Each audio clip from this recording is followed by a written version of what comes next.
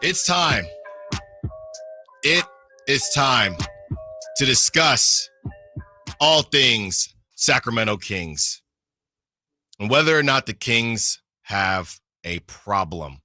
Okay, De'Aaron Fox, 28 points. Kevin Huerter, 14 points. Domantas Sabonis, 29 points. LeBron James, 32. He went on a very, very hot stretch there. And Anthony Davis finally gets the best of one Domantas Sabonis. He had 31 points in a game, Chris, where it just looked like the Kings had opportunities. The Lakers had opportunities, and the Lakers go on that run, go on that stretch, and that has plagued the Kings these first couple games. You know, you had the stretch from the Timberwolves, but that was nothing in comparison to what happened against the Lakers. And, you know, it's a problem. You got to find a way to get stops. This is from Frankie Cardicelli. It was Minnesota's 11-0 run at the end of the third quarter on Thursday that acted as a difference in a 2-point loss. Tonight, a 21-0 run by the Lakers to open up the fourth cost Sacramento another game. Tough late game execution to begin the season. We know it was going to be a transition, Chris, and I know you have been pretty darn optimistic just throughout preseason and the beginning of the season as people are trying to hit the panic button pretty early on.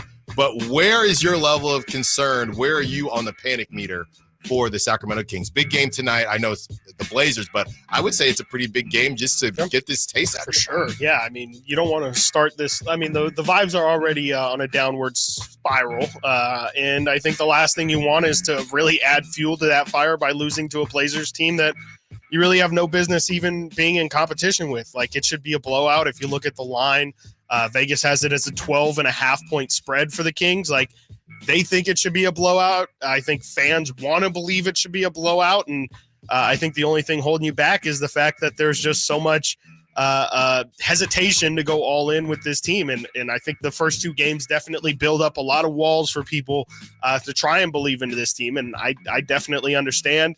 My concern level is at a 1. I mean, it's still so early in the season. They're 0-2. They have 80 games remaining.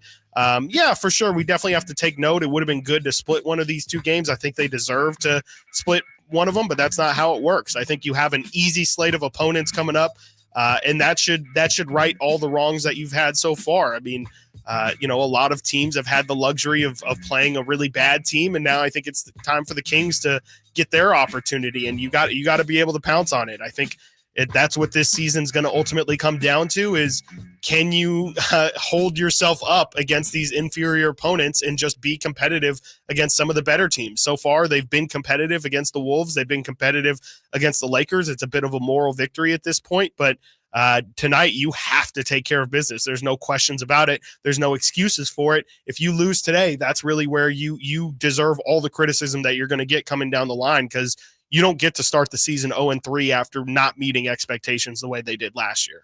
Yeah, and Mike Brown was asked about that run that LeBron really went on, and it was, oh, well, I called a timeout. Maybe I could have called another one. I don't know. That's essentially what he said. Here's my worry, Chris. My worry is that we're now 2 games in, and we have not excuses, but basically we're sitting here saying the first night it was, oh, well, I mean, we don't really have a guy for Julius Randle. Julius Randle kind of had a hot night. And now the second game, it's, oh, well, LeBron James, he got off to a really hot start in the third, and nobody has a guy for LeBron. So I'm just thinking, okay, well, hopefully they don't, but is it going to be, oh, well, we don't have a guy for Jeremy Grant tonight? No. I don't want to get used to the excuse, I guess, of, oh, well, we don't have somebody for that. Because then to me, it's a Monty McNair question. Because if more often than not, there are nights where there are just dudes that you don't have an answer for, that's a problem. That is a problem with the roster construction to me. Well, that's what we said at the beginning of the year, though. And so I would say it's a Monty McNair problem, is that we said that the depth at the forward position was going to be an issue for this team this season. And what's happened is that a forward in Julius Randle absolutely demolished Keegan and DeRozan. And then on Saturday's game, yeah, they didn't have any sort of forward depth answers for Anthony Davis, who's 6'10", and yeah, not a lot of people have answers for, but you would think that a lot of teams have some sort of 6'10" freakish athlete that you can go out and at least throw him on there to match size for size. And LeBron, you don't have anyone either. You throw Trey Lyles at really both of those guys and expect to get some sort of an answer. That's just not going to work. And so, yeah, I mean, honestly, you could definitely say, and I know we're not doing blame pie yet, but you could definitely argue that Mike Brown definitely deserves some sort of criticism as well. But I think Monty McNair does deserve a little bit of flack for these two losses, because we all could see that this team didn't have enough forward depth and they didn't address it at all this offseason. I'm trying to say this as respectfully as possible, because as you're talking and you're saying, you're bringing up somebody, 6'9", 6'10", that can just kind of be thrown out there. How bad, and I know they ultimately got Doug McDermott. How bad did Jalen McDaniels have to look for them to just ship him off without even just seeing if you could? I mean, Chris, even if you can't shoot the basketball, defense doesn't really slump. I'm not saying that they shouldn't have moved him, because we didn't see enough of him, and what we did see wasn't great. But when you say something like that, and then you look at the Doug McDermott of the world, who they brought in, you could double down on offense. But what I'm worried about is the fact that you had 3 20-point scores in both the first 2 games, and you lost. Mm-hmm. Offense was never really the problem. So I'm looking around thinking, okay, well, are they just supposed to score more?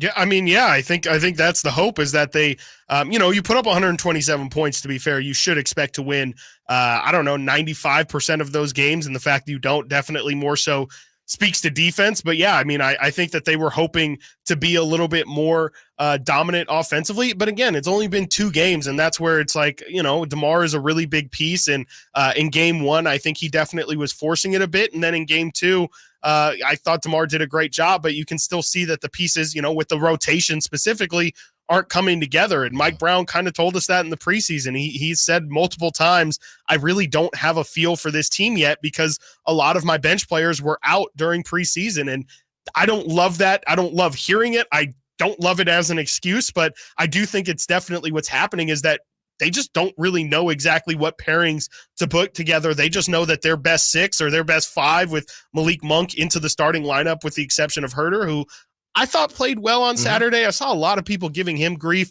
I think he caught some strays, because it has to be, if Keon's getting minutes, someone's got to take their minutes. And we'll do trust me, we got plenty of time for the Keon situation. Sure. I don't know. I think that the bigger issue is that they just don't really know who to play outside of those 6 guys. And besides that, I mean, it's just so early in the season, but I won't sit here and act like I've enjoyed what I've seen through 2 games. Saturday was really, really infuriating. I just didn't like how they played. I didn't like the shots that I felt like they were settling for. And defensively, it just felt like they were helpless against LeBron and AD.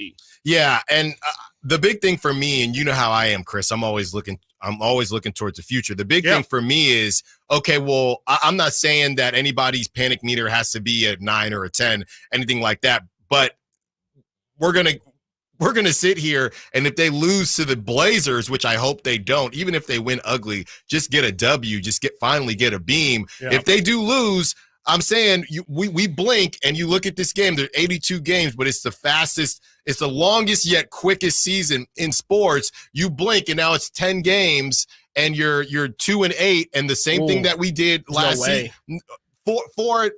3-7. Okay, 3-7. I just think they have such an easy. If we want to look ahead, I think they have such an easy schedule ahead that's why I'm super not. If they had a much tougher schedule, if they had 2 games against Phoenix, and which they do have 2 games against Phoenix, but that's like 10 games down the line. If they had a bunch of tough opponents, I would be concerned. I would say, man, they already lost 2 gettable games, and now they have a ton of opportunity to blow it. But they have the Blazers, Jazz, Hawks, Raptors, Heat, Raptors, Clippers right in front of them. That's a great opportunity to have us just completely forget that they lost the first 2 games in close games against 2 teams that look really, really sharp. The Lakers, say what you will about them, say whatever you want about JJ Redick. They hit shots, and they have looked great so far this season. Timberwolves, they're figuring it out still, but they have looked good and like a playoff team through 3 games so far as well. So that's just really where I'm still a little bit hesitant to ultimately freak out. But to me, the more concerning thing was the process of, I just didn't like the shots that a lot of them were taking the other day.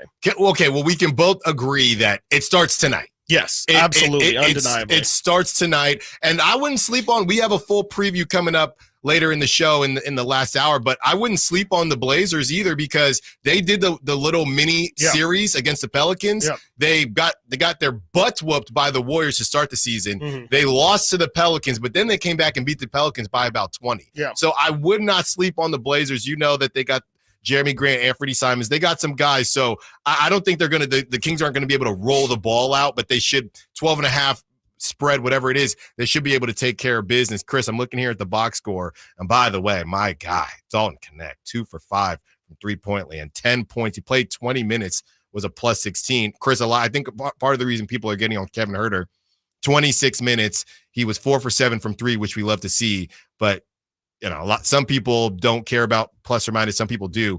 Chris, I mean, he's a minus 29. So for context, Domantas Sabonis a plus 11, DeMar DeRozan minus 9, Keegan Murray plus 8, De'Aaron Fox minus 5.